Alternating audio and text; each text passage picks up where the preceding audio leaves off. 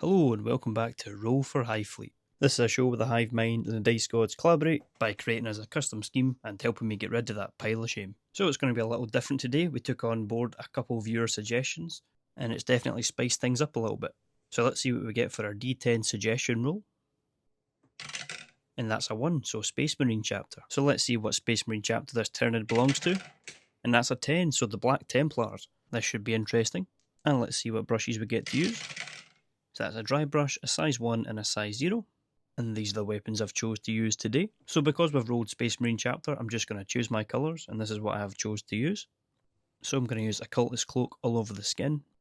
In hindsight, I maybe should have used Grim Black, just for those deeper shadows, but you know what, I think this turned out not too bad in the end. It does have a kind of blue hue to it, but I think it looks fantastic, and it probably is one of my favourite speed paints. And this is how it turned out in the end. I'm very happy with it. I then jumped into some of the matte white, and I just applied this pretty generously all over the carapace, the gun and the claws. This white is super bright, but don't worry, we darken it in the end. But whilst we wait for that white to dry, I mixed some of the white with the Occultist Cloak and made a grey to progressively highlight the skin, and it turned out like this. I'm very happy with it. I then decided to jump in with the red to colour the gun and the eyes also. I also mixed this red with the white to make a pink and highlight the gun. I then decided to use some of the Pallid Bone speed paint on the carapace, the gun and the claws. It did come out a little darker than I'd hoped, so I dry brushed some of that white back over the top and also done some spot highlights to finish it off. And I'm not going to lie, I think this bad boy's looking pretty tasty, and I think he'd fit right in with the ranks of the Black Templars. I then decided I was going to try and freehand a Templar cross.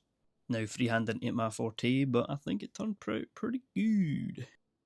Last but not least, we then jump into the base roll, and we have landed Jungle. So I went with these plastic plants from Geek Gaming Scenics and this mixed pot of basing material. So I just glued the base, dipped it in there and added the plastic plant. And as always, added a black rim. And voila, we are finished. I'm actually really happy with how this one turned out. But please let me know what you think down below. And as always, let me know what you would call this Hive Fleet. But that's all for me. I really hope you enjoyed this episode. And I'll see you again next week for Roll for Hive Fleet.